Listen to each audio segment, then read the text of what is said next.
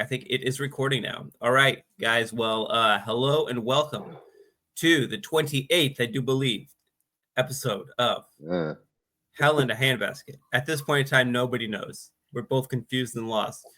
Nunya is back from vacation after a month-long vacation. Holy shit. What the hell, man? So what happened? What went down? Where did you go? What the hell? Why did it take so long? Oh, well, it took long because we just went on vacation and we went to a bunch of places, and that was kind of how long it took. And went over to Europe, which is like Europe's finished, dude. And Okay, and tell then me getting about that. home, yeah, well, So, getting home was a bit of a problem because the airline, the workers went on strike the day that we were supposed to get home, and it took me like where did you go? Where did you go exactly? went to London, England, Oh, damn. and So you went right into the shitstorm. oh yeah, well, we flew into London, hung out in London for a week, then went over to Ireland for about a week and a half, and then went over to Paris for about a week. And then trying to get home from Paris was a bit of a challenge because, like I said, we found out that they were going on strike uh, Wow. like 12 hours before we were supposed to go home. And airline wasn't picking up and basically left us stranded for about 3 days. So that was fun. Three Uh, days. Where did you guys end up having to stay in the hotel for longer? Just extend your stay? yeah, I just extended the hotel, which cost me a fortune. So I got to get back from the hotel or from the airline Yeah. because I had to book everything last minute. Hmm. And so yeah, it cost me a small fortune just to book the hotel. And then, but mostly it was just I was on hold trying to get through from somebody with the airline uh, for a day and a half straight. And then coming home, it was also a pain because we were supposed to have a direct flight back. And the only flight that we could get was like this milk run flight, which bounced me all over Europe. I had to go from Paris to Munich, Munich to London, London, Toronto. So yeah, Wow. it took about I don't know, maybe about 30 hours to get home, all told. So yeah, by the time I got home, I was completely wiped out, and then yeah, just I trying to bet. recover from that. Yeah. So yeah, it was fun up until the last few days. Let's just put it that way. So it was But fun to watch the downfall of Western civilization in England. So how was that? oh, frig, man! Like I'll say this about both London and Paris. Now I've been to London a lot over the years. Okay. I've spent a lot of time there, and I've been there a lot of times, at least a dozen. And Paris, I've been there similar, like at least half a dozen in my life, and I've spent quite a bit of time there. And I was shocked with both of those cities. Ireland was fine, right? It's typical, yeah, it was cool. But those two cities in particular, you can really tell the decline of those two cities and presumably countries, right? Because holy crap, man, there are just homeless people everywhere, garbage everywhere, angry Wow. people everywhere. Yeah, So it's worse than America, worse than Canada. no, I wouldn't say that. America is still like your slums are high Top end slums. notch. Yeah, but uh, you can definitely tell that there's a lot of growing desperation there. And I think UK especially, it's like a tinderbox right now. I think it's about to go up. I really do. Like you're starting to see a lot of social unrest, and a lot of people are unhappy there with their government for pick your any number of reasons. So The how did migration. that social unrest manifest itself when you were there? Oh, you see protests like all over the place, like people just protesting various things. I jumped into one of them about Palestine. They were protesting. I was like, oh, fuck it. Yeah. Yeah.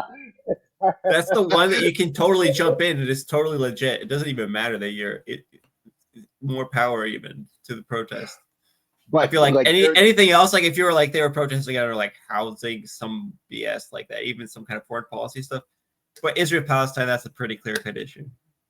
yeah, and then Paris. I mean, Paris has always been a bit dirty, and kind of scummy in a lot of ways. You Beautiful in a said that lot. before. Yeah, it's beautiful in a lot of ways, but it's always been a bit, you know, the homeless issue has been there for quite a number of decades now, ever since I've been going there. And but I would say it's exploded. Like every street corner you're walking down, you're seeing a homeless person. It's You're even seeing somebody. worse. Yeah, like it's not great. It's not as dangerous as here because I don't think the people over there are whacked out on fentanyl like they are in North Uh, America. and But meth. yeah, you can tell there's a Fentanyl lot is like, or whatever. If they're whacked down with fentanyl, at least they're like sleeping. They're whacked out yeah, on meth. They're motivated to get more fentanyl and or meth. So yeah, yeah. So I don't know, man. I think it's symbolic of the West. Like you're seeing this in all the countries around. You read the headlines. It seems like all these countries are on the brink of bankruptcy now. They're talking about the UK that's needing some an crazy shit, man. yeah IMF bailout for the UK, IMF Can bailout for you France. believe it? Wow. Has that ever happened? Has this happened before? Has it? It happened in the UK back in the 70s.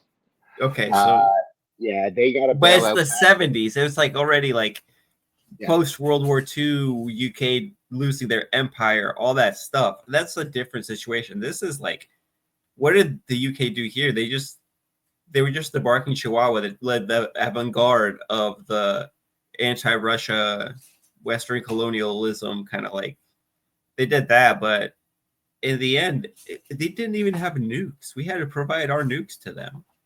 Like, Well, I think, I don't think these countries realized how dependent they are and were on Russia, frankly. And I it's thought you were little going to things. say on the US. Well, no, it's little things. Like obviously, we can, you look at the price of gas, natural gas. It's just exploded over there, and that's why all the German businesses are going bankrupt. But it's other things too. Just a perfect example: fish. So the UK and Russia used to have a fishing agreement Oh whereby, yeah, you I know, saw that. You showed that. yeah, and they used to have an agreement whereby, British fishermen can fish up in the Barents Sea in Russian waters. So obviously the Russians canceled that after the conflict. So me and my youngest one, she wanted like a proper, I Fish and want like chips. the best fish and chips. Let's go find it. So we found a place that was, highly rated. Sit down for a plate of fish and chips. Holy crap, man! It cost me 27 pounds, and I did the conversion in my head. Wow. It was like in American, that's like $37 for Dude, that for fish and chips, the yeah, whole point of fish and chips is it's a budget meal. yeah, Like it's yeah. I don't know how they're alive over there, to be honest with you. That's what they're paying for fish and chips in London. I don't know how anybody's alive. see, Uh, like they're trying to. Here's what it is: they're rebranding it. They know they have this awesome rating. They somehow finagled the rating system, and now they're overcharging clueless tourists for legit fish and chips. I mean, it's gonna be pretty good. But I mean, you could get pretty good fish and chips if you just go down the freaking, like get fish and chips at a food stand for yeah, $7. yeah, That's the thing. You can do that here in America. I can't fucking believe that for yeah, fish and chips, dude. Even $27 would be too much. $20 yeah, is too much for fish and chips. $15 is too much for fish and chips. $12 after everything's said and done for fish and chips. If yeah. it's really like that's what you can charge for fish and chips. It should be like $10. It should be $10. But whatever. Yeah, so like I said, I think it's about to go up. I really do. Like, there's a lot of anger there, about So what the about migrants. beer? How much does a pint of beer cost then? No idea. I don't drink, but Ah, that's right, fudge. I couldn't tell you. I don't know. Uh, but yeah, everything was pretty expensive. Now, when you're a tourist, you expect that in a lot of ways because you're eating out and stuff. But yeah, What I about the can't. locals eating out? That's crazy, man. For fish and chips. Where were Well, you? You were in London, right? So yeah, I was in London, so you're going to pay more in London for sure, yeah, right? and yet But if to afford to live in London, you're the kind of person who can afford to pay. Like you're probably one of those people that paid $300 for a hamburger with like gold dust on it. Like those people, those idiots. Like well, you can well, do that. that's the other thing. Like London, like they talk about, oh, London is, the overarching theme that it seems to be with a lot of these protesters. A lot of them are angry about the migrant, what's the That's migrant crisis. exactly Like, what I was thinking. Is it the immigration policy number one? It is. Okay. yeah, I'd imagine it is, right? Because they were taking in too many, but you can't even recognize places like London anymore. Like, But I just mean from the social unrest. yeah. from Well, that from that perspective. at the end of the day, I think, people are desperate. People are getting more desperate. Hmm. So they're looking for people to blame, right? So, immigration, that's easy. Well, you see the same thing in the US, right? Things aren't going well. Who are we going to blame it on? Let's blame it on some immigrants, Blame it on immigrants. Blame it on Keir Starmer.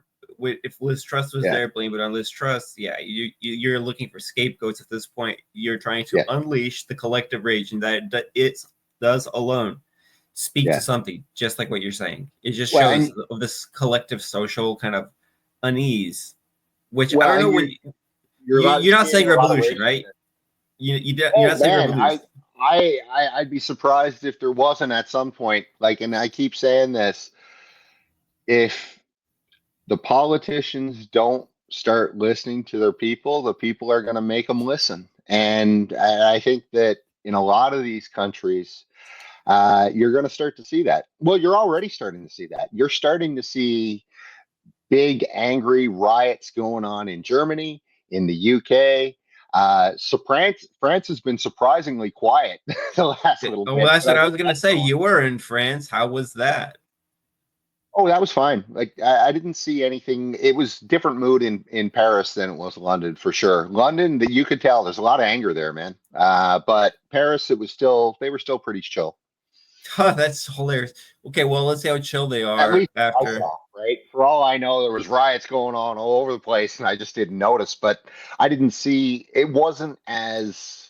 It was definitely scummier than I had remembered, but I hadn't seen that just yet translate to anger. However, with the budget they're trying to pass, the That's government. exactly what I was gonna say. There's Yeah, gonna be anger once they freaking pass. Okay, not just the yeah. budget. Imagine this. Imagine I've heard whispers of what if France needs a bailout from the IMF. Well, I mean, they're talking about an IMF bailout too. So yeah.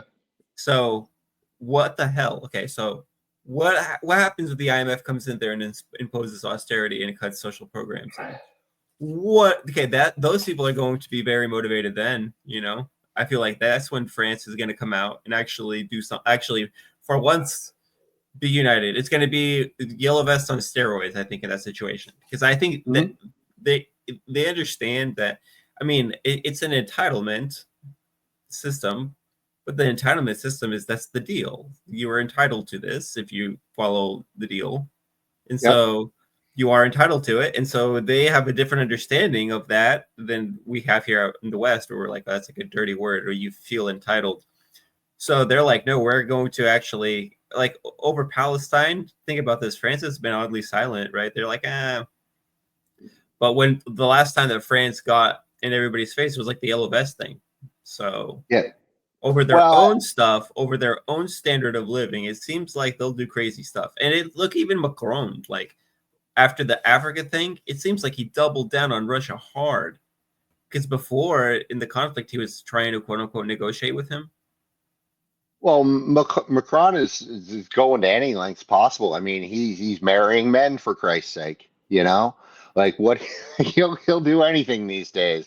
No, I tell you where was I going with this? I had to take a shot at Macron. Um, France's leadership reflecting the same bias of like, well, when it comes to our standard of living, when it comes to our status, like for example, all of a sudden Macron's like, well, we got to have this coalition of the willing, and I speak well, for all these countries. and that's the thing. The people in all these countries, they are pushing back because they're like, hold on a second. You're telling us that you need to cut all this stuff, yet you still have money to send billions to Ukraine. You want to conscript our kids to go fight in Ukraine? Yeah, I don't know if they can conscript their kids, but yeah, it is at least a creeping thing, and that's definitely how people are going to think about it. And the whole Ukraine thing, I've seen this pop up and said in reference to both Merz and Keir Starmer that they are foreign policy leaders. So like, and that to me sounds like a little bit of like soft language of saying if they are foreign policy leaders, they are not leaders here domestically. Like, well, all these leaders, whether it's Macron, Starmer, Carney, you're right. Merz. It's been that way, but now it's starting to be talked about a little bit. These guys, they want to focus on all the foreign issues because they don't want you to turn your attention to what's going on at home, right? No, because here the plan was, okay, so here's what they think. If they can somehow eke out something out of Ukraine, they can still avert some kind of disaster. The problem is that they needed Ukraine in the first place to fix this problem, obviously. Yeah. So because Ukraine didn't go their way, they weren't able to, like I always say, eat Ukraine. The Americans are probably going to get the natural gas in Crimea in the base.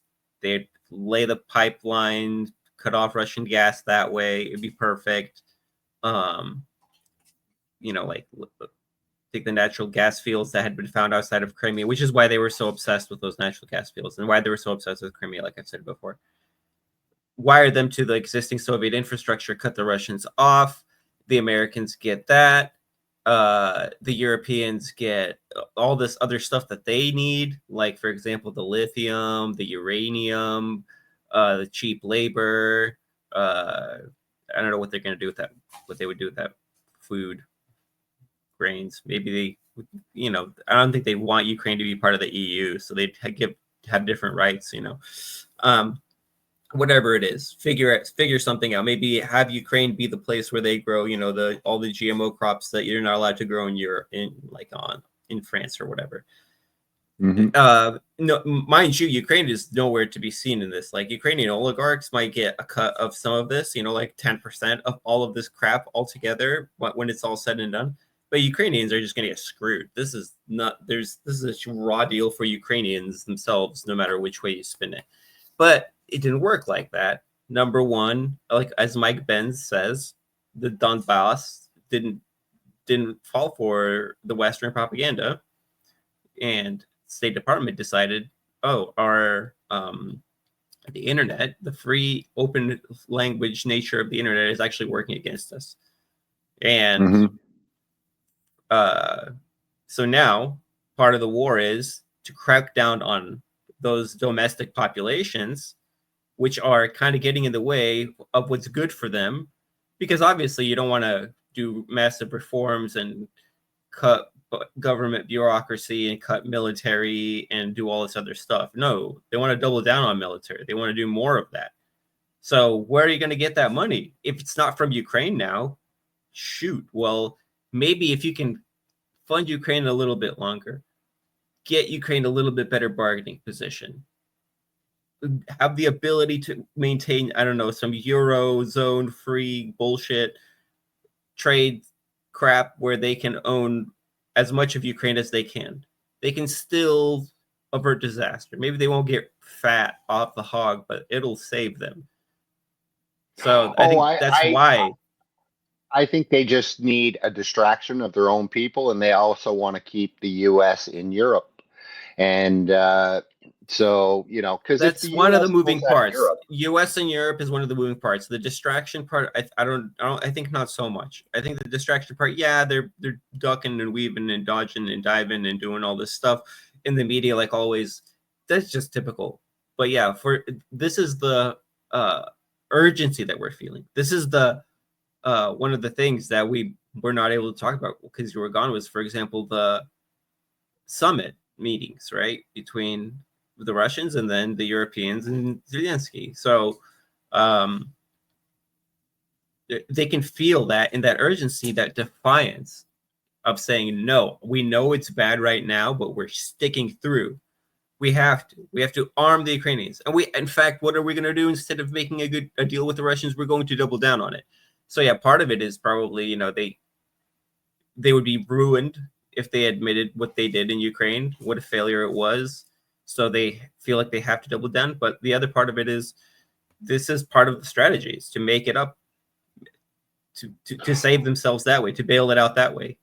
well, you got to understand too, they need a boogeyman, and they've always needed a boogeyman. And you know, this goes back 80 years, right? So, and goes back to the beginning of the Cold War.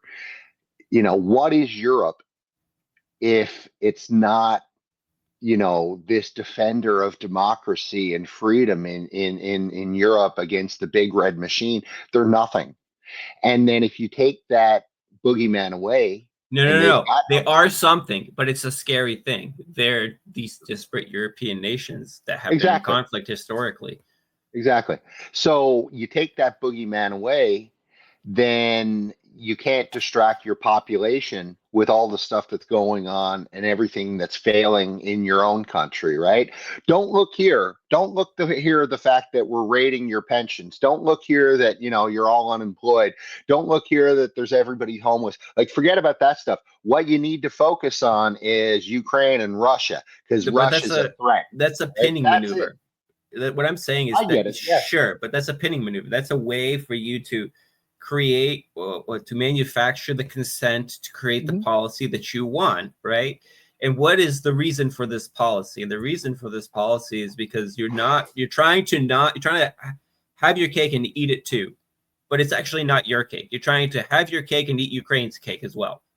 Yeah. And because that didn't work, now you're trying to see, now instead of saying, okay, back to the drawing board. Sorry, guys, we cannot have our cake and eat it too. Now they're saying, we're going to have our cake. We're going to make our cake bigger, and we're going to eat your cake, pensioners, and we're going to eat your cake. Hopefully we can eat as much of your cake still, Ukraine. So like they're kind of still they're not fully transitioned to this thing where, and you know, that's fair because the Russians are eager to make a deal of some sort. The Russians want to legitimize their gains. If the Americans said, listen, okay, fine, the euro, in fact, you know, as well as technically, these lands are going to be Russian lands. Now we have redrawn the maps. Oh no, you know, it's something that's never been done except for in the case of Yugoslavia. In Europe forever. Let's say if they made that deal and they said, okay, well, in response, we can do something to make it look like denazification happened, but our boys are still going to be there. We can make sure that the Ukrainians have a limited army,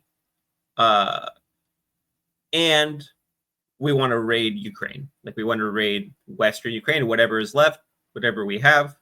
Like, okay, you guys can have Zaporozhye. Technically, in fact, you know, you can have it like de facto, but you know, technically, we'll say that's disputed. We'll color it like a weird zone on the maps. You know, we'll be like, oh, it's a disputed war zone. How about that? And the Russians might go for a deal like that because they want to get this cemented. Vladimir Putin wants to just get this shit done. Like they don't want to have a fight for the next 20 years. They want to get the point of the war is to get political objectives accomplished. So they just want to get this stuff done. So they could do that. The thing is, they don't want to do that. They don't want to do that, and they don't want to cut their losses right now. They want to keep it going. They're trying to keep it going. Why? Because they're trying to eke out something more. So Yeah, I think. Well, yes. Well, I go back to they just want to keep the Americans in Europe. They know that Europe's done, but they still need to boost up the Russian boogeyman any way they can. That's all it is. But they don't get it. They don't understand. And I've been saying this now since Trump took office. He's been the US government has been very consistent on what they've said about their role in Ukraine. And, JD Vance said it straight up in his infamous speech, and they've been consistent. We're pulling out. If you guys want to continue fighting the war, you need to lead it. We're happy to sell you weapons. End of story. Dude, and imagine right? contrasting that. I don't know why. I see if I can hunt down the video of Biden saying, "As long as it takes," to JD Vance, short time later saying, "We're pulling out." Oh, like what happened? And you know what? It's just like exactly what they say. Garland Nixon always says. He says, you are what your record says you are. And I think that's such a good gamble when you look at the American machine, the empire machine, the way that it works. It really does always end up working that way. If it doesn't work out, they find a way to get out. You have to seem like you're all in full forward up until the day you pull out. Otherwise, you lose steam, effectiveness. You have to do it. So people don't get that kind of much of a feeling of maybe, it's winding down if you just casually read headline news. But at the same time, like that's what we've done over and over again. So yeah, I mean, and look, we're trying to find a way to do it here, and the Europeans are trying to find a way to prevent it. Number one, and number two, they're trying to find a way to prevent us from leaving. See, this is part of the gamble. This is why they have to cut their social spending. Yes. And when you look at somebody like the UK, go ahead. Well, that's the main thing. When you look at the UK, oh no, finish your thought. Oh no, I thought you must have cut out. Well, anyway, whatever. So when you look at the UK, I think maybe the UK they're trying to maybe also bail the UK out here in this situation as well, a little bit. And maybe the UK really needs it the most. That's maybe why they're even extra gung-ho on all this Ukraine stuff, because they really, really need it more than anybody else. They already know they've been in the hole a long time ago. They've been bluffing how bad it they've been lying about how bad it actually is, right? So and it's slowly starting to add up, and the lies are starting to seep out just because reality is starting to weigh down, and we can see what the result is. And the people, like you said, are getting angry and looking for scapegoats. With France, they're able to keep their population still more or less intact, exactly in the way that they have these deep social programs. It's so foolish to try to get rid of them. That's what pacifies their population. In fact, when you look at Occupy Wall Street in America, I feel like literally maybe half of those Occupy Wall Street people, that were excited about it nationwide, were probably just more excited about hey, give us a bigger piece of the pie, what is this? Why is it that the 1%, maybe you don't understand it, but conceptually, it seems like too much of this stuff that we're taking from everybody and stealing is going to you guys. Stop stealing from us. Do your dirty things, get the stuff, and split it more evenly. It feels like that was kind of like the ask, right? And they were like, no, they shut that down. But in Europe, they already kind of have that kind of a deal going on. And to remove that, I think is dangerous. And to even threaten that, you can see in Britain is dangerous. I don't know anything about British politics. I know about the National Health Service, the NHS. Why do I know about that? That's been international news. You can't not know about it at this point. That's how big of a deal it is. They really, people are gunning for the public health system, and for obvious reasons. And for obvious reasons, people are resisting. So This is just going to be way worse of that. A much worse situation revolving that exact same scenario, because that is that on steroids. Well, I mean, I've been saying this for a long time, but I mean, there's not a whole lot to Europe. There really isn't. They don't really produce anything. They've got, a handful of big companies, your Airbuses, your ASMLs of the world, some German companies. But ASML is probably Airbus and ASML. I mean, Germany, like what? Mercedes? Like what do they cars? What do they actually produce there? And they don't have any resources in Europe. Like there's nothing there in terms of really rich resources of minerals or anything. So you basically have this continent that has evolved into a service economy, and oh my gosh, there's not a whole lot of substance there. So, and you're seeing that now because people are broke; they can't afford anything, and the governments are broke because they've pissed away all their money on misadventures in Ukraine. They've pissed away all their money on windmills and other green energy programs that have failed. They pissed their money away on just straight up corruption. And we're at the end of the line here. Like this is end stage capitalism. This is end stage empire. They've been looting the rest of the world for the last 500 years. And now the Western system's at the end of its rope. And the rest of the world is just pushing back. And the rest of the world is powerful enough now to push back. So that's what you're seeing now. You're seeing China, India, Brazil, all these countries are just like, you know what? Peace out. We don't need you guys. And they don't. And that's what's terrifying this bunch of globalist elites in Europe and Washington is the whole model that they've created is collapsing around them, and there's nothing they can do about it. Nothing. But see, like the immigration, from the way that I've been led to understand it, and I'm not an economist, but the way that I've heard it explained is a way of dealing with like inflation and economic growth. There's a way to one of the ways that you can continue to have economic growth. One of the reasons why a place like Canada, even though they have tremendous natural resources, they have this massive immigration, is because they're also using that to help stimulate their economy rather than take advantage of the massive stuff that you guys kind of have. So that's how I've heard it explained. So, well, Canada, I wouldn't say that Canada has a huge immigration problem. We really don't. Like, you need immigrants, right? Of course you do. I'm not saying a huge immigration problem. I'm just saying that it's in Canada, for the massive land territory that it is, with the natural resources that it has.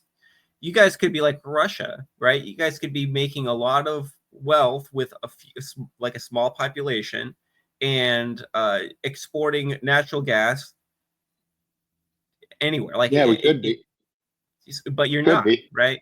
Yeah. So ask yourself why that is. It's because we can't, right? You get it? We can't. We're not allowed to. That's why 80% of our exports go to America. We're a vassal state, dude. That's it. So we're not allowed to, we can't have independent aspire to greater things. Yeah, we can't have independent trade policy. We can't have independent foreign policy. We can't have any of this stuff because we are simply not allowed to, right? And we get pressure from the US. We get pressured from the US all the time to put up trade barriers, not trade with other nations. It's just the way it is. And until we get leadership who breaks that mold and actually goes out and starts diversifying our economy, we're just going to be a vassal state like we have been for 100 years. You put it in a really stark terms. Like, yeah, you guys are basically our natural resource storage site for future times. Pretty much. That's, what else is Canada there for? It's not for you to use all of that. I don't know, mine all that cobalt or whatever the fuck. You got it. And this predates the US, by the way, because before the US, Canada was a vassal state to the UK, right? Like if you look at the history of how Canada became a nation, it was largely just to fend off the Americans. Like that was the British idea. If we make them an independent state, the Americans won't, go in and annex it. And they were right. They didn't. But that, like, we've always been a vassal state to somebody, right? Go back 500 years, same thing. So, and Europe's a vassal state, a bunch of vassal states. So, when you're a vassal state, you are used to being used and abused. And that's what the Europeans are going through now. Like, they are beaten puppies. And to see them all like little school children waiting outside Trump's office, like they were going to the principal, that photo was hilarious. I cracked up laughing. I'm sure, I don't know if you saw it, but when they had the meeting in the Oval Office, like van der Leyen and Macron and all of them were outside the Oval Office, and they were all like sitting in chairs, like little children, I And love was how like, Trump didn't know where Stu was, and he was sitting across from him. yeah, yeah.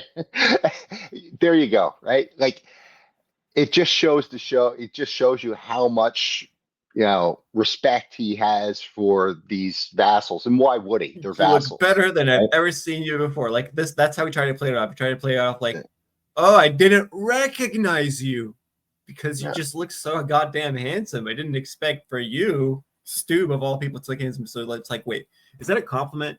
Are you saying that I normally look like a freaking clown, and right now I'm looking normal? Like, Yeah, and like look around the globe, what all of these vassal states are realizing now, which what's should going on have with my camera? Is my camera cutting out for you too? your camera's frozen, but I'm sure it'll It's come back. frozen. Yeah. Let me try to here. Well, like I was saying, I think that, all these vassal states, whether they be a Canada, whether they be a Germany, whether they be, look at Japan, perfect example, Japan. They're realizing now that, you know what, being a vassal state and playing along with America, look what it's gotten us. Absolutely nothing. So, what you're also going to start to see is a lot of these states are going to start to break away from the vassalage. Japan has to, right? No question. Hold up, none yet. I'm going to reload my page just so you know, but you can keep talking. Okay. I don't know. I don't know if I don't know how. I think we have a pretty. Oh, hey, I'm back. Never mind. I think we have a pretty hard grip on Japan. I don't know. We'll see. I don't think so. Like, when you start messing around with people's I've always said this: you mess around with somebody's standard of living, watch them lose their minds. And the Japanese have probably got the furthest to fall because they've got a really high standard of living. And the last several years, their standards have gone down, right? Their purchasing power is gone. People are all broke over there. There's a lot of unemployment now. And once that starts to continue, you'll see what happens in Japan. People I'm gonna reload my page anyway, dude. I'm still wigging out. Sure. And because you're seeing that in Germany now. Like there's riots out on the street in Germany all over the place. You're seeing it in the UK. You're gonna see it in France for sure. And I think that people are just realizing now, with what should have been self-evident to them, it doesn't pay to be a vassal, right? Nobody likes Renfield, and I've used that analogy for Canada. Canada was and the UK they're kind of like Renfield to America's Dracula. Nobody likes Renfield, So we got a lot of problems coming down the pike, all of us. So we need to be prepared. You still with me? I don't see you. You don't see me? No, I don't. But that's okay. As long as you're talking, that's cool. I'm handsome enough for both of us.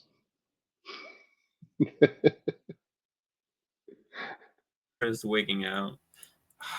Should I restart my computer? No, it's all good, man. Just stay off. We can talk. Damn it. Whatever. All right. Well, hopefully, dang it, dude. That sucks. Well, let me put something else on screen then. So while we're talking, so we can show something. Sure. Not that. Here we go. But anyway, yeah. So basically, your trip to Europe helped you see that the downfall of Europe is definitely beyond that what we see here in the US. It's worse over there. Well, I wouldn't say it worse because you got to understand America's always been a shithole. Like maybe you haven't realized it because you live there, but nah, dude, America's always been a dump, and it has been for all the years I've been going there. So no, you guys take the cake on urban decay, no question about it. But I guess Huh. what I'm saying is those Well, it guys depends on are, where you go. Hey. yeah, sure. But I think those guys are going to catch up really quickly, is my point. Okay. Where am I?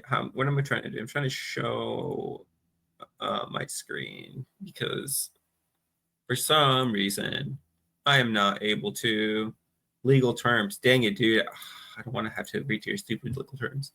So what happens? I don't use this browser normally. But anyway, yeah, dude. So okay, the crazy stuff that we missed. Let me see here. There was like just while you were on vacation observing what's happening with the state of Western decay in America's vassalage periphery. There, let's see. Uh, News with so of course the summits, which my opinion on the summits, which we didn't get to talk about, but I've talked about it on open mic, is that what happened was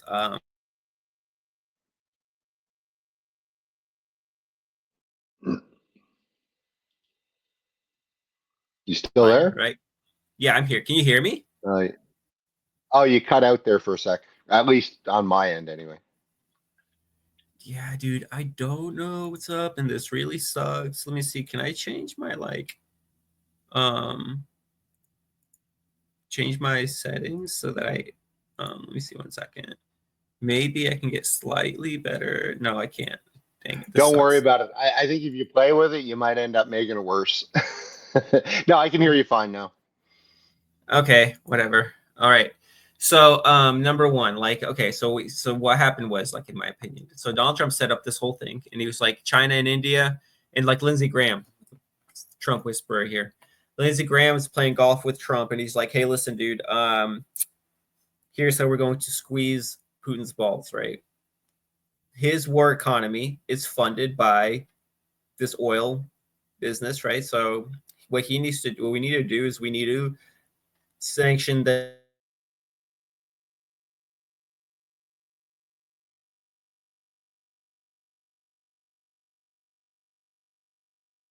massively impact Russia's ability to fund the war, Putin's war machine, as Lindsey Graham kept saying.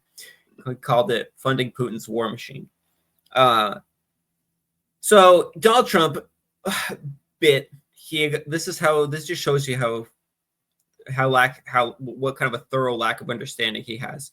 He went along with this stupid harebrained idea. He did this plan. He said it. Like, what was I forgot what the deadline was, August 8th or something, for countries to stop doing this business. He calls India in.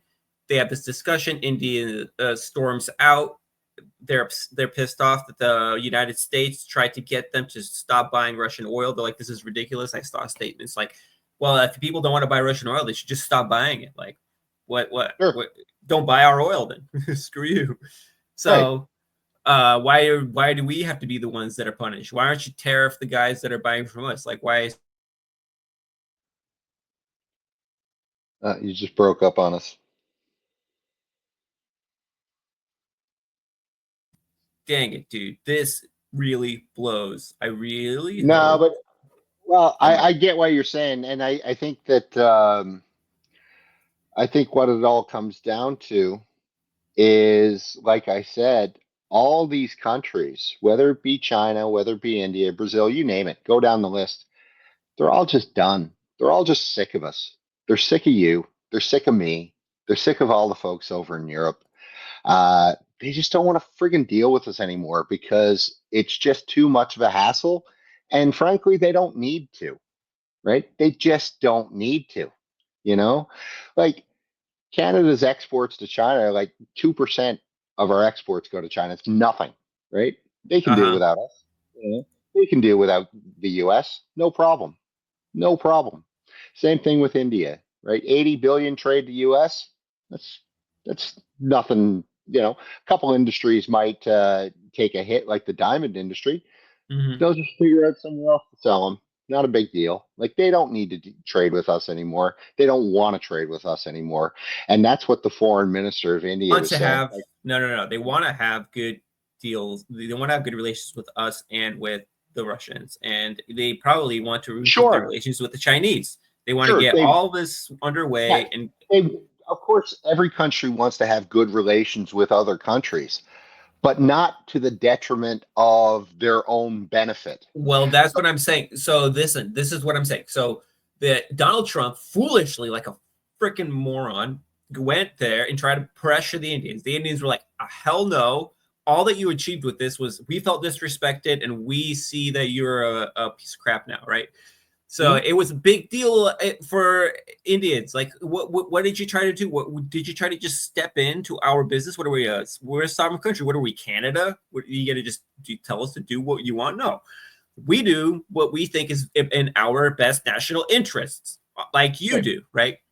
And so they realize this plan is not going to work. So it's not going to work with India. It's not. You broke up again. Okay, I'm sorry. Okay, so I'm restarting. I'll be right back. Do, do, do, do, do, do, do. Now, so I think, just to put a bow on that one, like I said, the rest of the world, they're just, while Donald Trump is having his spaz attack with tariffs and the fact that there's nothing he can do because the American economy is, on life support, despite all of that, he's doing his temper tantrums, all that stuff. The rest of the world, while he's doing that, they're all off making business with each other, they're off making deals.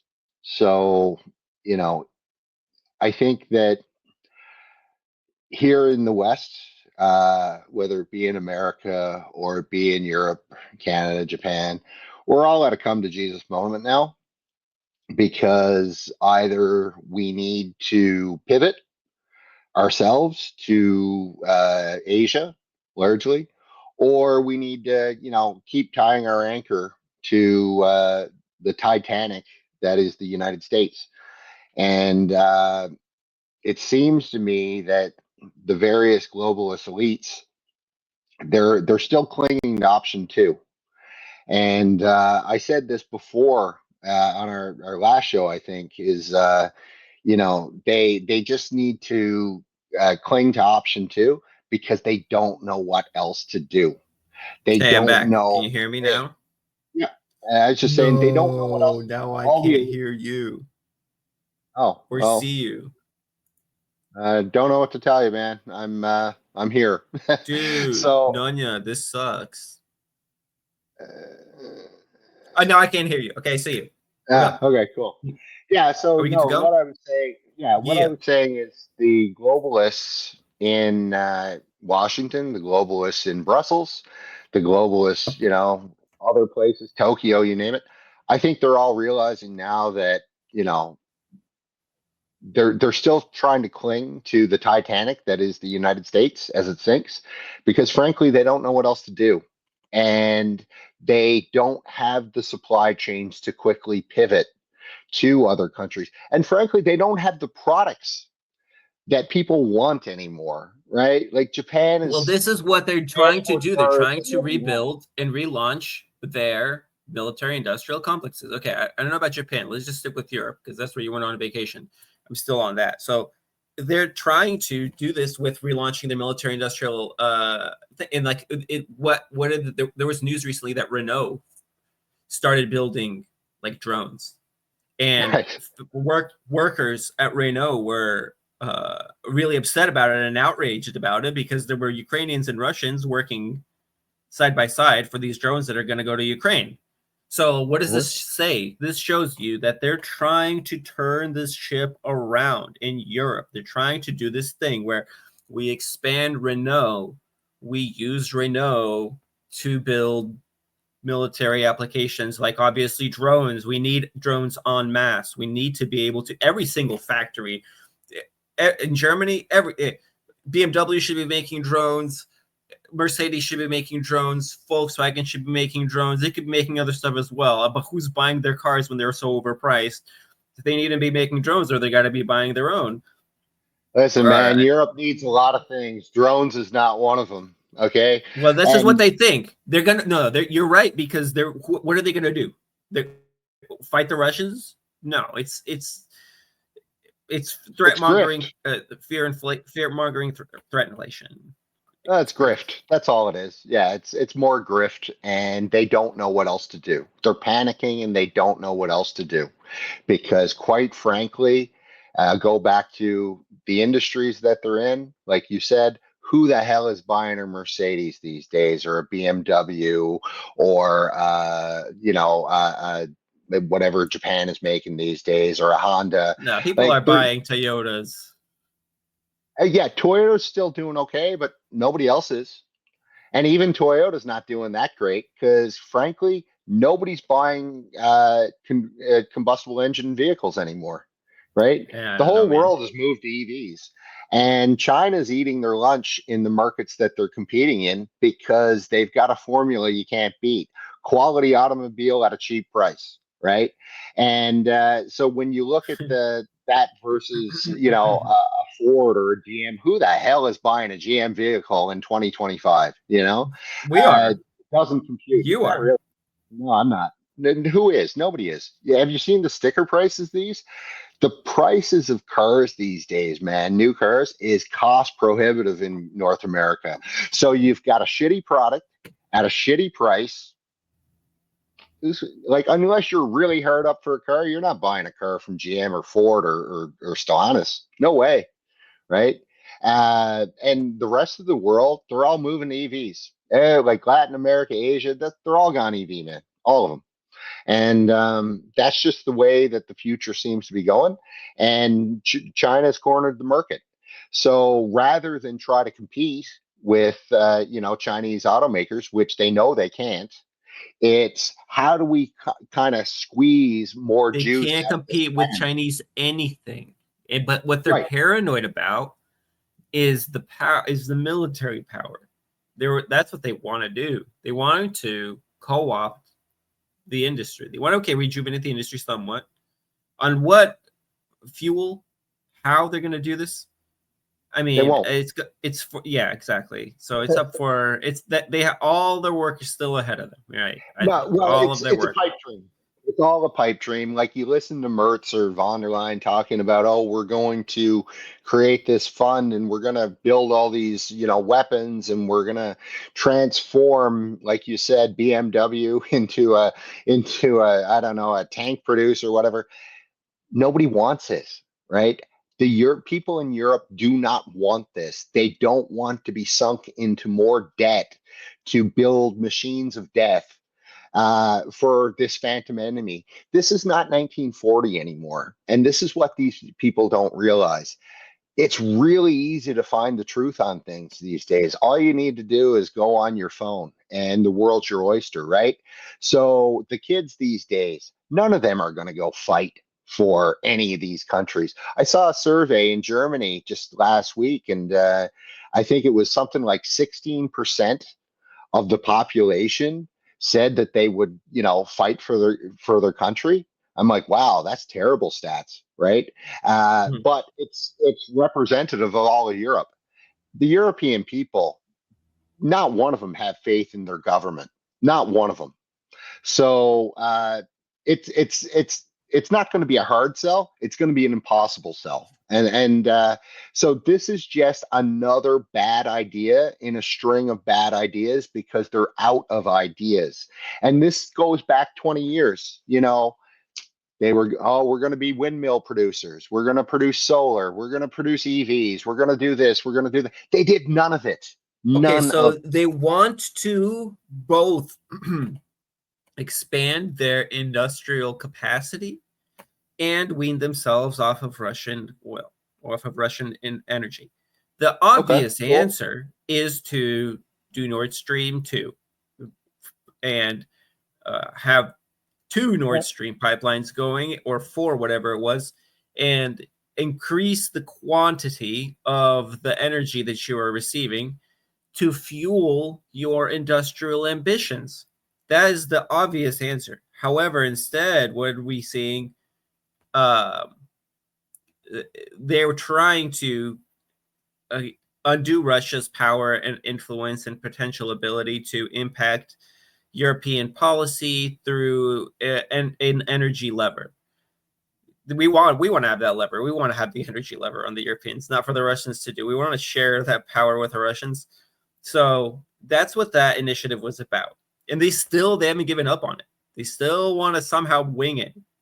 See, I think that France understood this for a while back. They had this nuclear infrastructure idea.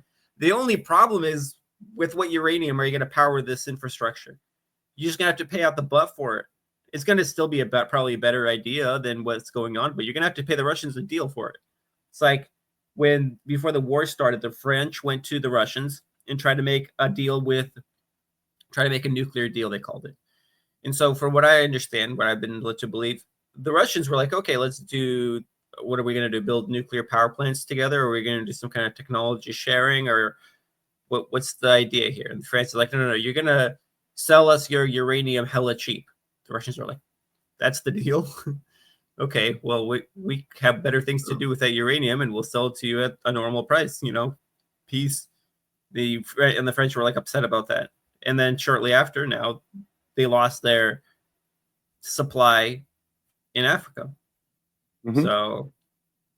So their plan is going belly up. The renewable energy dream, if they could have pulled it off, would have solved part of this issue. At least it would have held them over. At least they would have been able to been weaned off, and probably in their hopes and dreams, they hoped that it would allow them to have a measure of independence from both the Russians and from the Americans, and not have to rely on, Norway or somebody else to give them the lever of this power. They all wanted to have that extra measure of sovereignty. They just realized that, well, it's a grift. The renewable energy industry is by and large a grift. Yeah, and you could be right.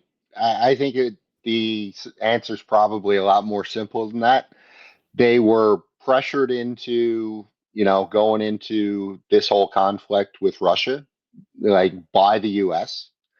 And now that they've lost, they've invested too much into it to kind of back away. And also they need, like I go back to, they need America in Europe, because they need that facade that they're all united against some boogeyman. Mm-hmm. But, once you remove that boogeyman and there is no boogeyman, then the whole thing falls apart. And that's what I'm saying. Like, people in Europe.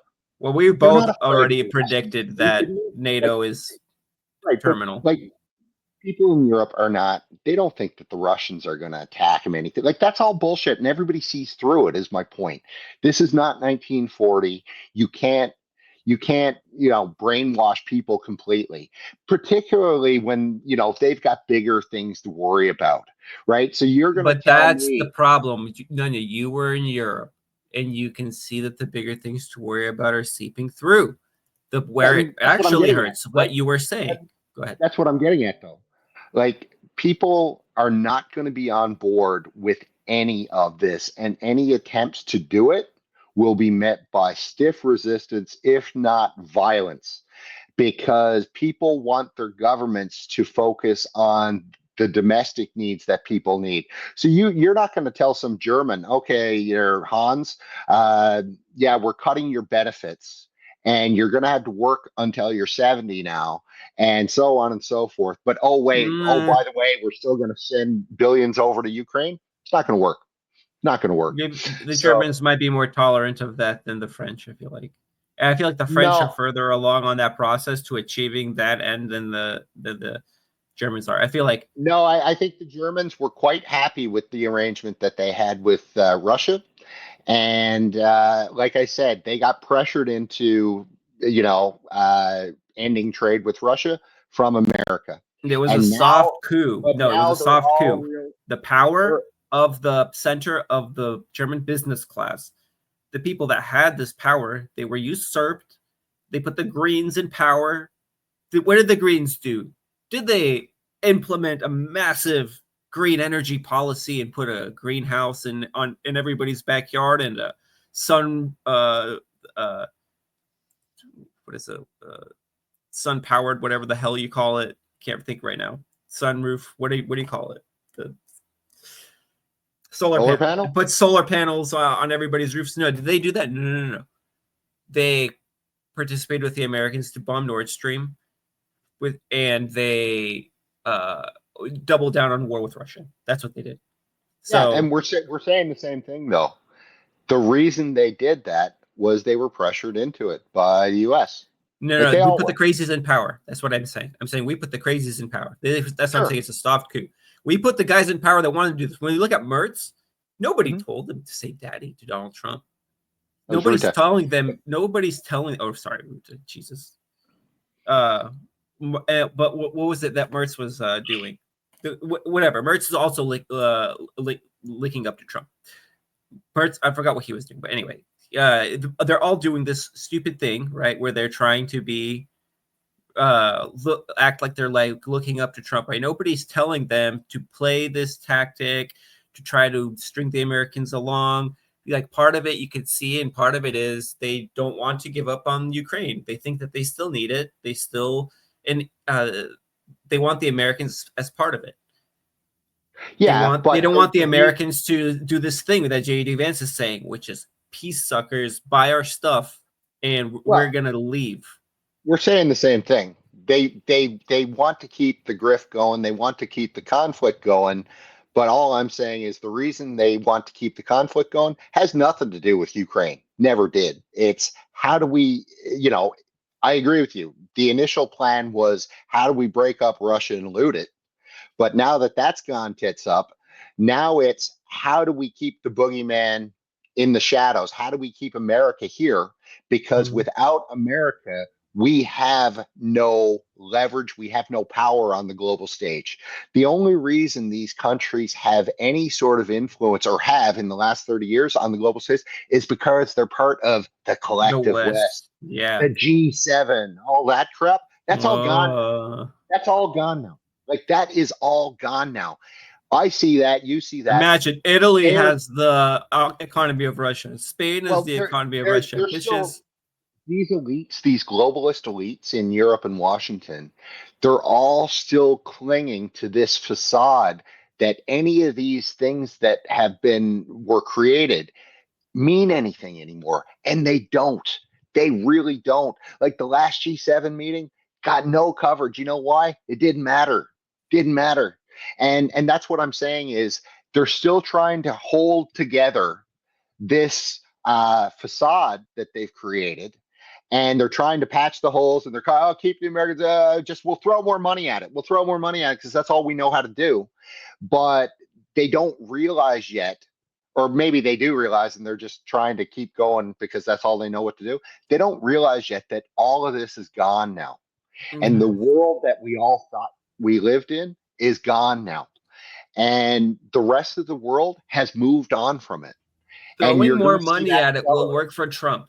Throwing more money at it will hold them over while Trump is around, and while somebody can make the argument to Trump, like Lindsey Graham is now doing, like he's saying, Donald Trump is a genius. The Europeans are going to be paying for this, while the Ukrainians are going, and the Ukrainians are going to have to give up some territory. Oh my gosh, Lindsey Graham saying this crazy. So they're all on board with this whole thing, and you know what? They hold it over, and they get somebody in there that's a Joe Biden all over again, or they get Kamala Harris in there, which is basically the same thing as Joe Biden. you have another brain dead person that does whatever, gets on another auto pen president, let's just say.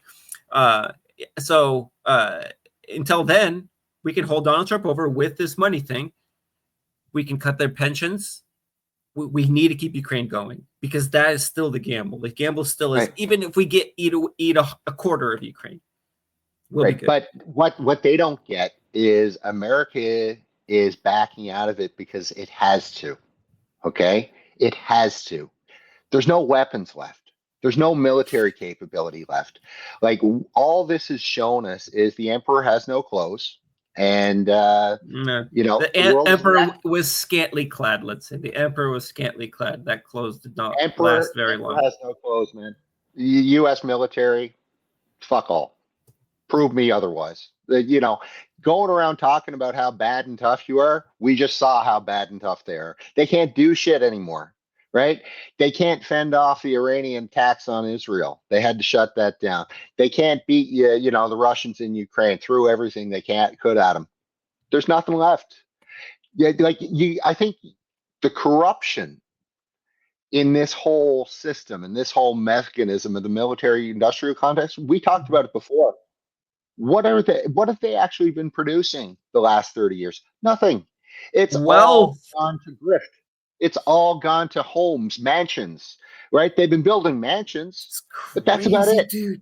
What a theft, dude. They got away with highway robbery. That's worse than highway robbery. They stole trillions. Didn't you just steal the post-war dividend, the Cold War victory fund that we were supposed to have? No, they didn't just do that. Well, they stole your pension. They stole your health care. Exactly. Right? They kept going. They kept going, and they kept taking more and more. And this is like, and this is what I'm saying. This is why you're seeing the Indians of the world telling the Americans to go fuck themselves.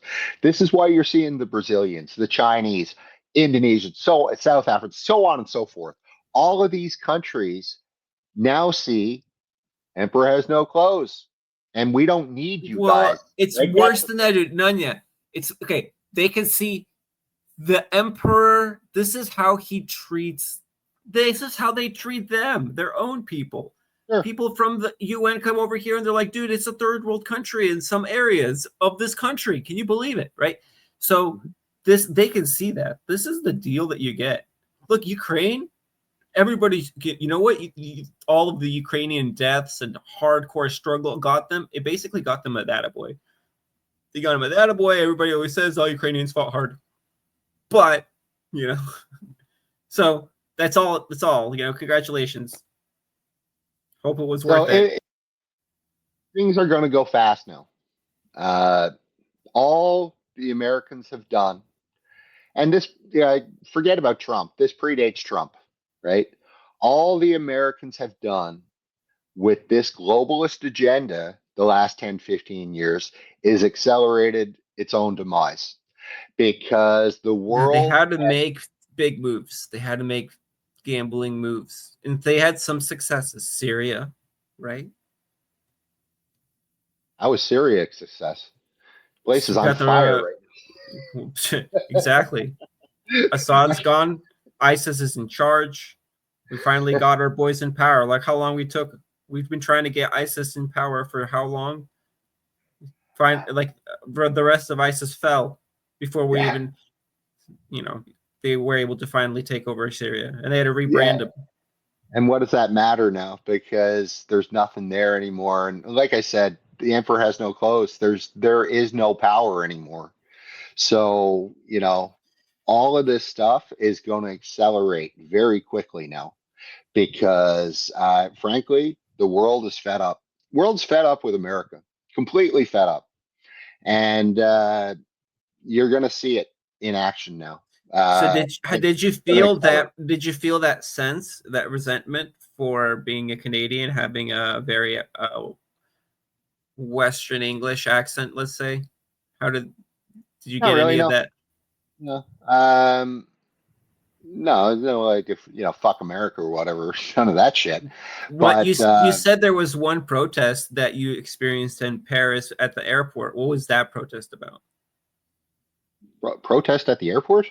Yeah, No, that there was you a said strike. you were sorry. Oh, strike, not protest. Jesus Christ. Yeah, the flight attendants went on strike. That's why it took me 3 days to get home. My gosh, dude. For some reason, because we were talking about protest, I know you said strike. I just my mind substituted that. Okay, so look at this. A strike is a protest, and they're protesting against their freaking airline, right? Again, Yeah, for what? Some kind of we want better living conditions. So yeah, once it comes to living conditions, this is a really bad idea to go after the living conditions. Like the self opinion and rights opinion of the rights that Westerners think that they have and feel themselves to have are simply too great, I think, for you to clamp down on the population and pull a China. Like Germany can't all of a sudden turn into a massive hub of world or Western world manufacturing by paying their workers $3 an hour and polluting their environment and working crazy hours. They're never going to do that. yeah. So So this is what happens when you deindustrialize your economy. And this is what happens when you trust corporations to have the best interest of its citizens in mind when they're making decisions. So, and I've said this before, the difference between China and the West over the last 30 years is China invested in itself and we invested in the corporations. And this is the outcome now. We've got nothing left. We don't make anything.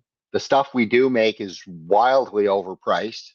And yeah, we're basically a service economies now. And there's nothing left, man. you say Nothing we're left. overpriced, but here's what I think. I think it's not that it's overpriced necessarily. It's that we're just used to paying crazy like underpriced prices for other stuff. And the reason why we had to get this underpriced prices from other stuff is because people became a lot poorer. Your dollar is worth a lot less. Rent is a lot more. Everything is a lot more. Gas is a lot more. Cars are like you were saying. Imagine there was a point in time where you could buy a brand new car for $5,000. I remember that in my life.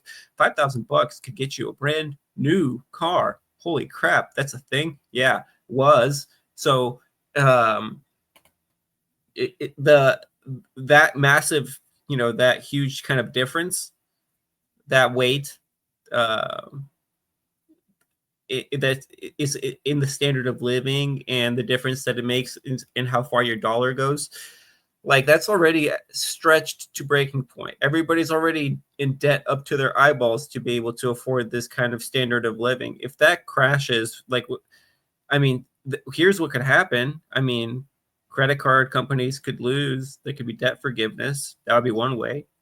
Oh, that would never happen. So what do we have to do? We have to try to figure out where we're going to make it up.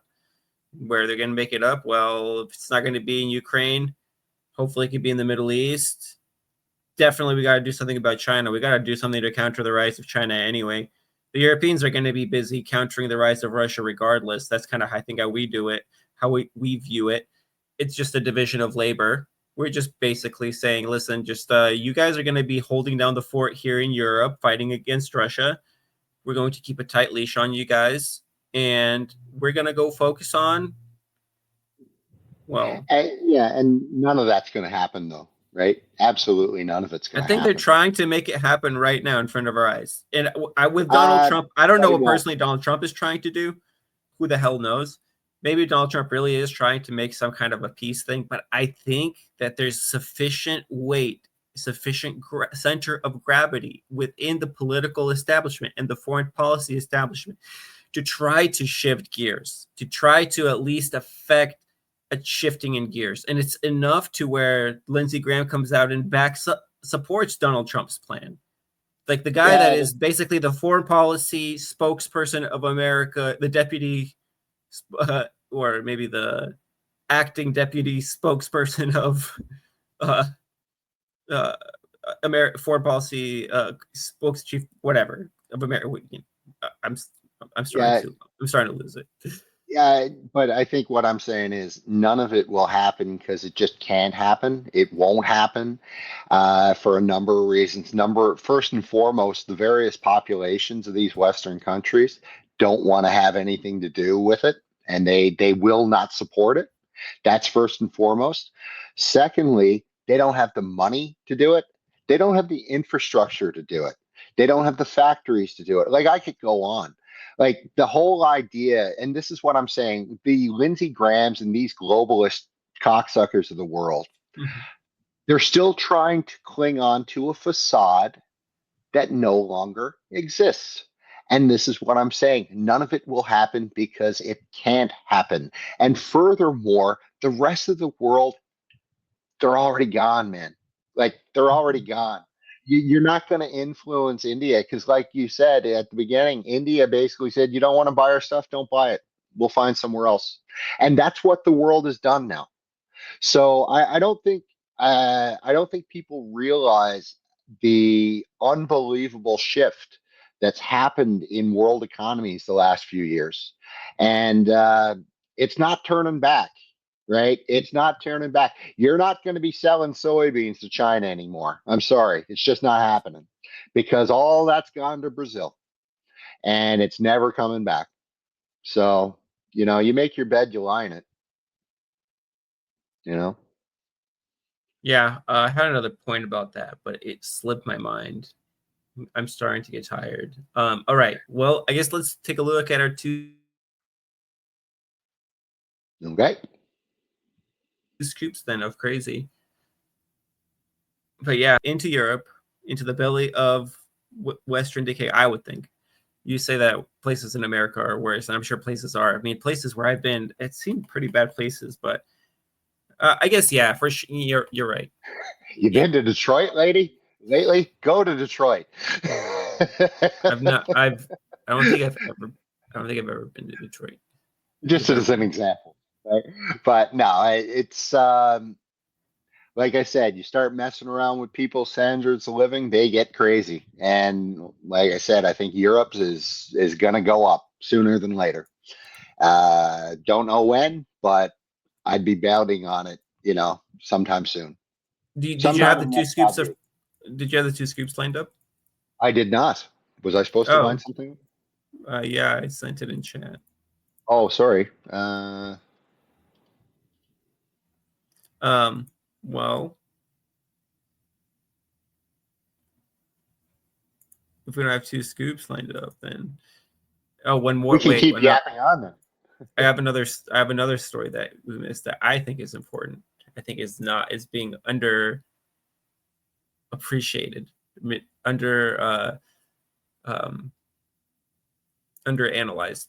This whole situation with Donald Trump buying a chunk of Intel. You hear this? Mm-hmm. So Intel, for people that don't know, here's kind of the long and the short. So a long time ago, America made the best chips in the world, or some of the best chips in the world. We actually made them here in America. They were usually, they were Intel chips. And, with time, the industry became more competitive.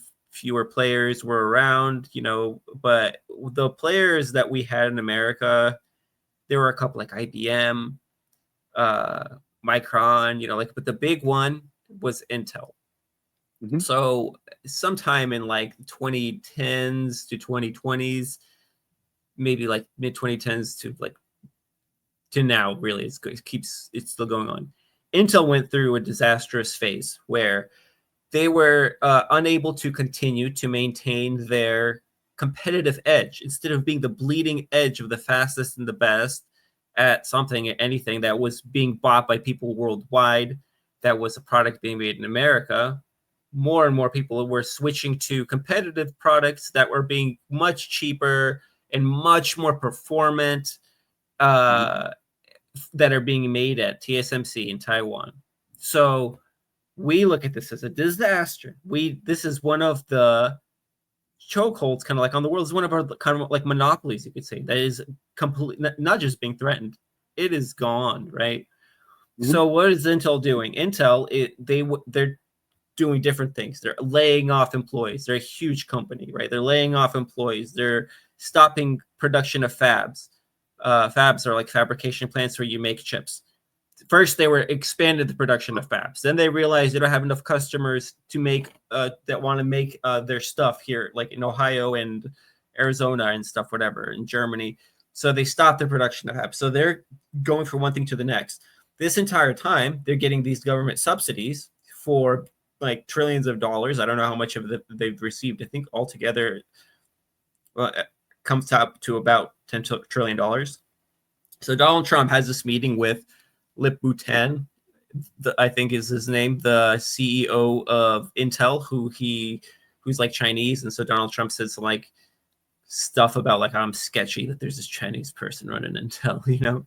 And Donald Trump basically convinced this guy to give them, the Intel, a 10% share of a non-voting 10% share of Intel. Somebody's at my door. Oh my gosh. Hopefully it's not important. Hold up. I'll be back. But anyway, Okay, so sorry. I'll be RB. Seriously. well, I think Intel, it's not so much that Donald Trump convinced them to take a stake. It's the fact that Intel is on life support and they needed a bailout. So the government stepped in to bail them out.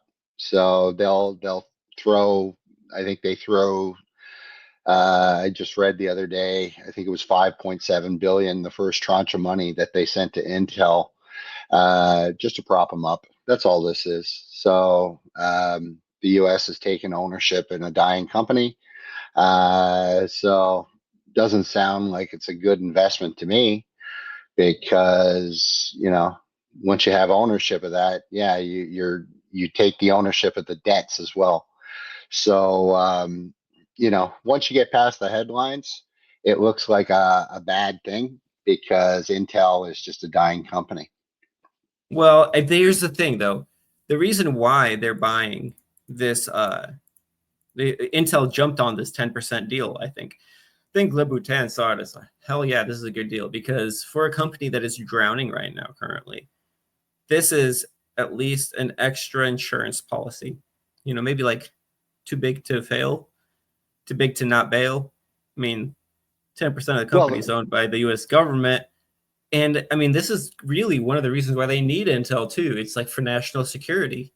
You can't have your top end chips being made in Taiwan, being made in China.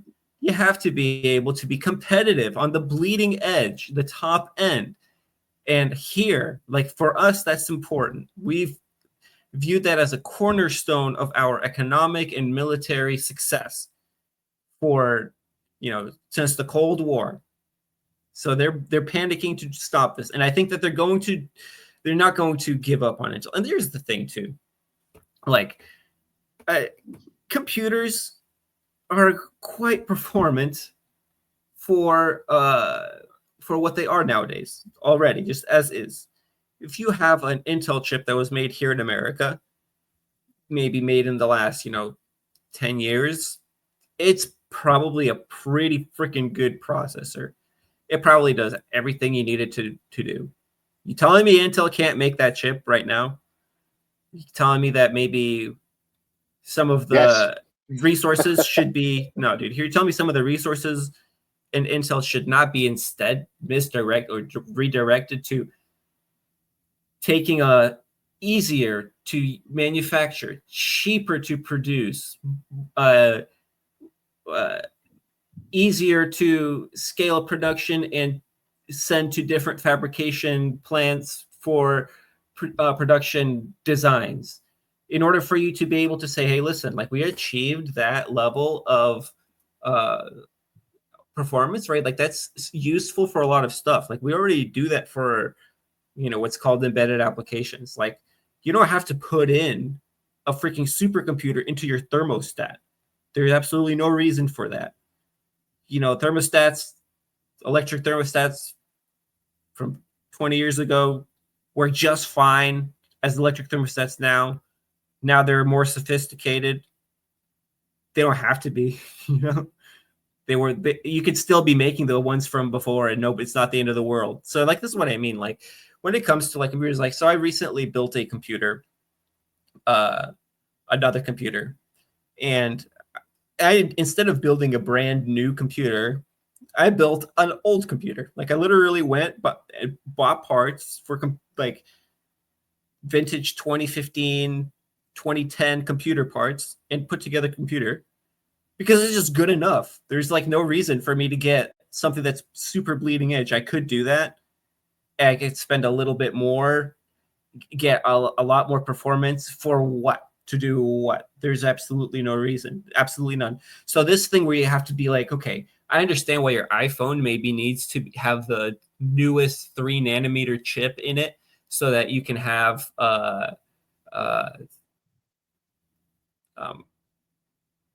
more battery life. You know, it's important in this like a device and stuff. But like, think about like, there's been times where. So do you remember a long time ago there was this video game console called the PlayStation 2? Mm-hmm. The PlayStation 2 came out in like 1999 or something, and software continued to be released for the PlayStation 2 somewhere in like the 2010s. So that it's not like the PlayStation 2 changed. It's not like the hardware changed fundamentally. Yeah, they went through revisions and like find different things, but if you had a PlayStation 2 that was released in 1999 and you were playing PlayStation 2 games released in 2013, they would have played just fine, right? So for that like workload of watching DVDs and little kids sitting around playing video games, right? That suited people just fine for like over a decade. So what did they have to go to TSMC and produce like a 50 times more performant version of that for something that still does that workload just fine? And especially since like you look at the kinds of workloads that these kinds of devices have to do, they actually by and large don't change that much. Like that's what I mean. So like I bought all the parts to build a computer that's 10 years old and it's just fine. It does everything just fine.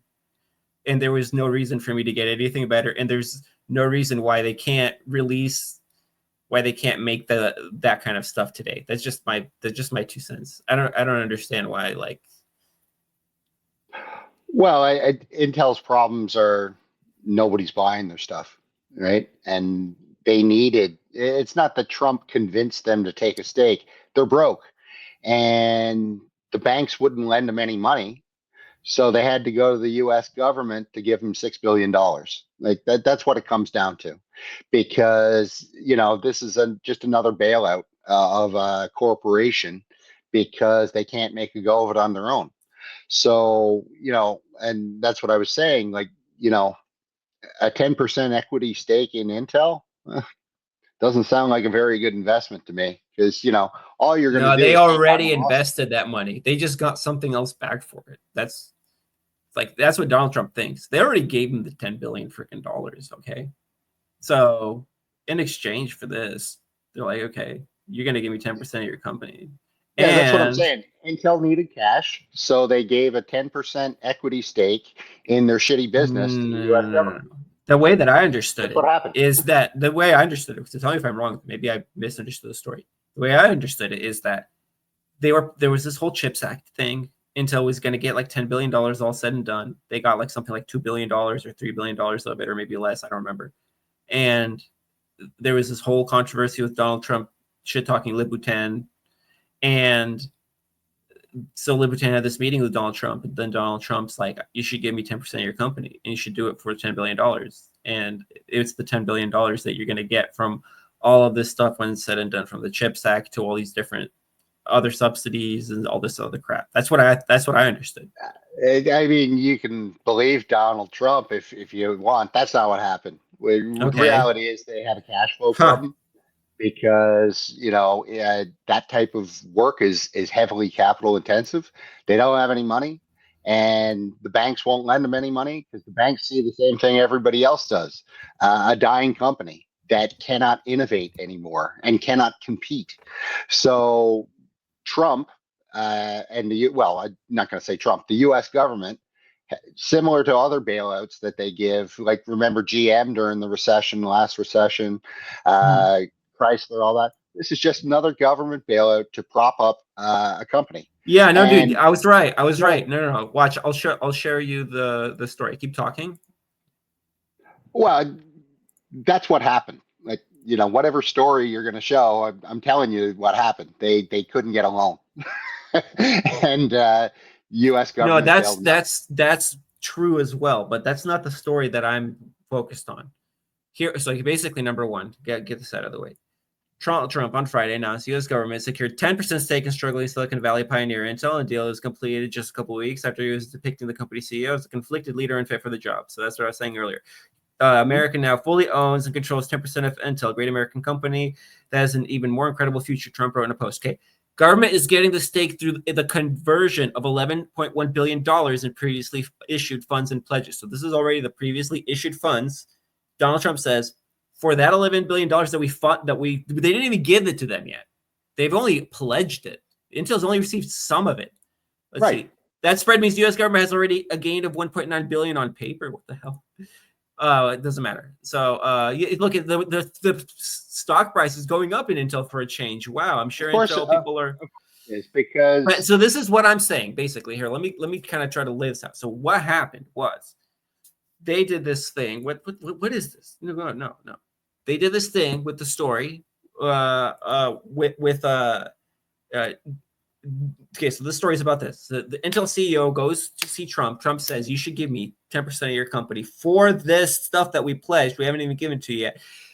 They do it. So as I read, that we now own, U.S. government now owns, which means that we now own, right? Because our government, we now own, the people now own 10% of Intel stock, and it's a non-voting 10%, so we don't get to vote on it. But in return, they're going to do things like, for example, close the fabrication plant in Germany and continue the one in Ohio. And Donald Trump's going to like this plan. And Intel needs to do this. Like, they need to find a way to get this flow. You're right. The cash flow is huge. And what I'm saying is, like, it's ridiculous, because I think this really, in a way, it's irony. Intel kind of deserve this for being the reason that marketing is done this way in the first place, because they have this marketing problem where everything has to get so much better all the time. It's not like workload dependent that a computer from 10 years ago can do all the workloads that I needed to do today. It's not like nobody's thinking about it like that. They're thinking about it in terms of like, oh, here it encoded this video in 10 seconds, and here it encoded this video in 6 seconds. Like, there's the people that makes a huge difference to are probably not that big. Like, it's probably quite small. So this whole thing where Intel is unable to do something because, like, they have to go up and forward, up and on, like, I don't see why that's the case, but anyway. Well, I think, with any chip manufacturer, you have to continue to innovate. And you have to continue. You can do that, but you have a cash flow problem. And you're saying nobody's buying your processors. I get that.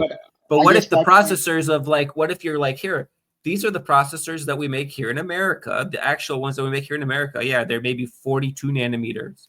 They're 28 nanometers. But they do all the stuff. Maybe you wouldn't want to put it in a laptop, but you could put it in a desktop PC just fine, and an office PC just fine. But here's the thing: the Chinese already own that market. Like, But they're obsessed with making it here in America. You can make it here in America, and you should be able to sell it. You can make it in America, sure, but it's going to be cost prohibitive compared to what the rest of the world is buying, right? Because the Chinese are always because we have a scaling problem. But and like we're saying the same thing. It's you've got the American government has invested in a lemon of a company that is on life support, and that's just the way it is, right? No, they can't give up on them. That they have to keep Intel. They have to keep Intel. They have to, because no matter what, it's going to be like Elbrus in Russia. Well, keep it going, sure. It's but Elbrus, you're going to be pumping more money. Have you heard of the Elbrus chip manufacturer, the Elbrus company in Russia? It's Russia's like partially state owned or mostly state owned chip company. They make processors that are about as performant as older generation Intel processors, except for they're much harder to program for. What do you think they put into Su-57s? It's not Intel chips. They put their own chips into Su-57s. You know what those chips are? They're not 5 nanometers. They're probably running at. If you want to make the argument that the U.S. government needs to buy Intel because they need low-end chips for the military-industrial complex, sure, I'll buy that argument. Like if that's the business case, they need some of it. They need enough of it. But that's all what I'm saying is you're going to be funding that dog forever because it's never going to make money. It's a state enterprise then, right? And it's just going to be another thing that's going to bog down, your balance sheet because like Intel is not in it. And I could be wrong. Like this maybe is a soft bailout. Right now, we are right now witnessing the soft bailout of Intel. I think this is like the chapter, not quite. We're bankrupt bailout. This is like the sort of kind of half bailout. And this whole thing where they're giving the government more money, that's like an insurance policy for potential further bailout if things don't go well. But because just the fact that it's a non-voting stake, I think that don't put too much stock in that because it's the government. They'll pressure them behind their backs to do all kinds of things. Like I was saying, like, for example, stop the construction on the plant in Germany, continue the construction on the plant in Ohio.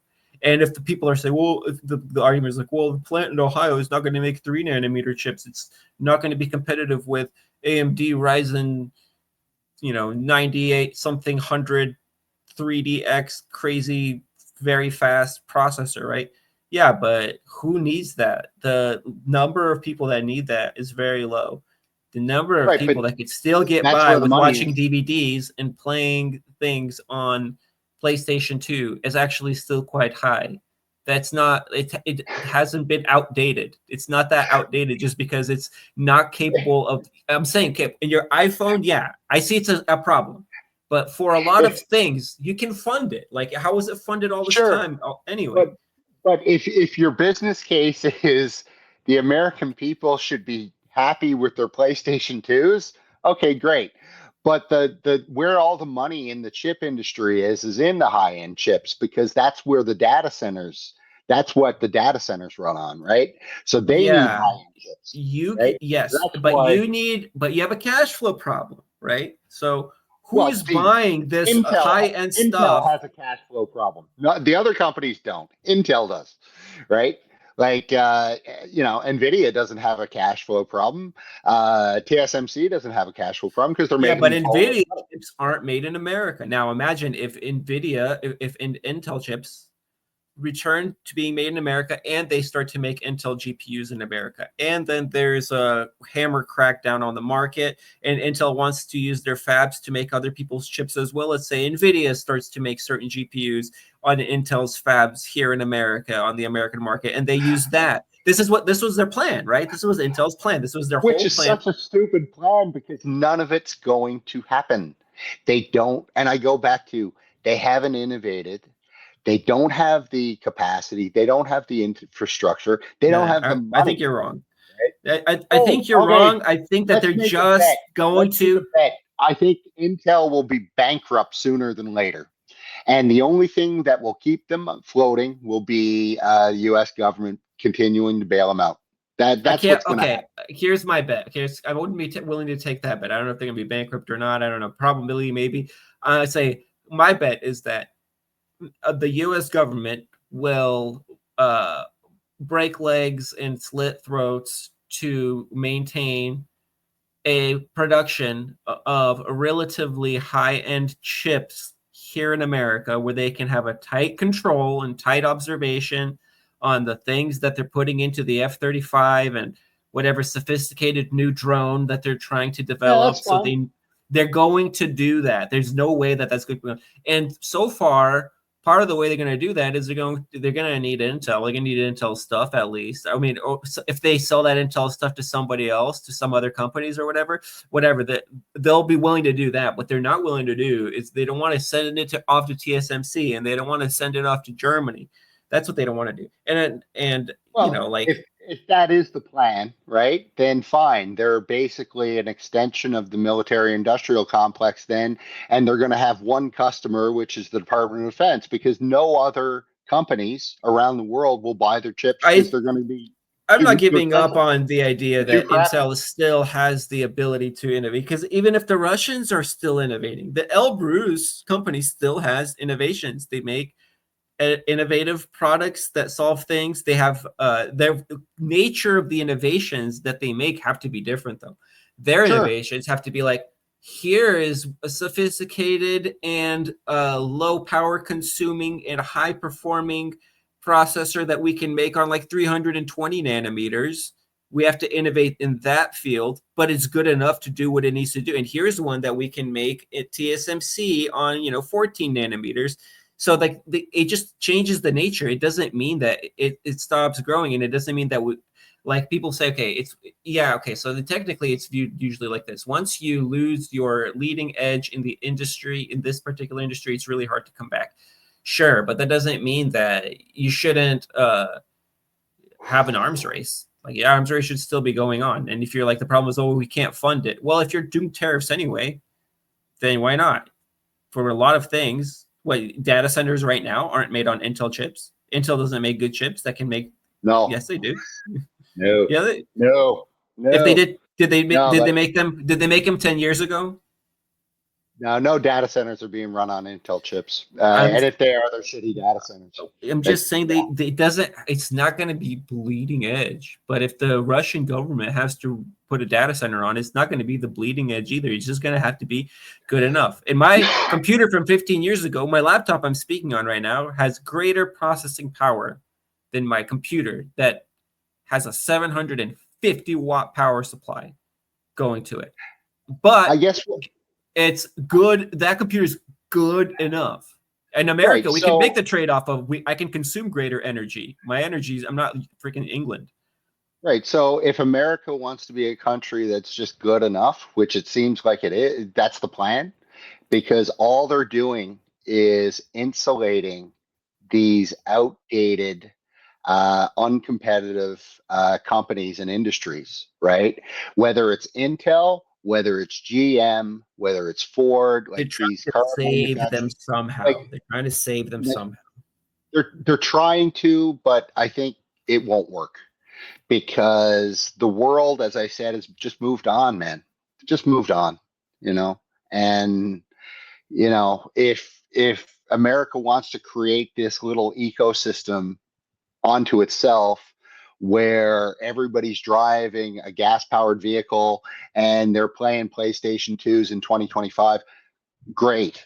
But the rest of the world is they've just moved on. They've just really just moved on. I'm, And people don't see I that yet. I'm not giving up on. We can pull it out and still be innovative. I'm just saying that right now it's this whole disastrous thing of like, well, what are we going to do with the funding? I'm just saying it's not like the products that were good 10 years ago have stopped being good. They were so good. Like we achieved a point of diminishing returns. They got so good 10 years ago. I can Right. do video editing on an old computer. It's not as fast as doing it on my laptop. It's not as fast as doing it on my really high-end computer. But the difference is there was a point in time in history where if you were a computer person, there was a point in time where like the difference is 20 times though.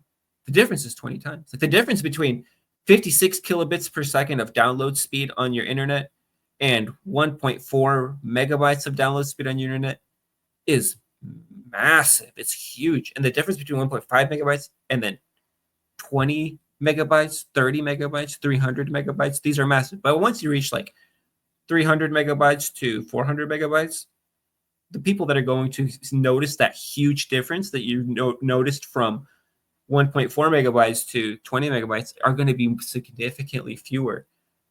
We already do this just barely good enough with our infrastructure, right? Yeah. So So I don't yeah, know. I mean that's gonna be your country, a country of just good enough. If you keep going down the path that you're doing, which it seems like it's too, uh, your various leaders haven't figured out yet No. But they will. It's got to be just good They haven't enough, figured and out. then we'll pull out. We'll pull out. I'm saying we're gonna do it. I guess my point is you guys need to realize that you don't need to pull out because the rest of the world has pulled out. And that's my point is the world's moved on, man. Double entendre. Totally Nunya with Totally the moved wordplay. on. But okay, so yeah, we've gone chat. over time. We've gone over time. Unfortunately, we did not have 2 scoops of crazy, but today was eventful anyway. So hopefully we'll be back next week. Correct, Nunya? Hopefully everything's fine. You're kind of getting settled slowly in. That'd be awesome because we got to talk about some actual news next time. But anyway, so I guess hopefully this was episode 28. So we're gonna see you guys next week for another episode of Hell in a Handbasket. Peace. All right, cheers.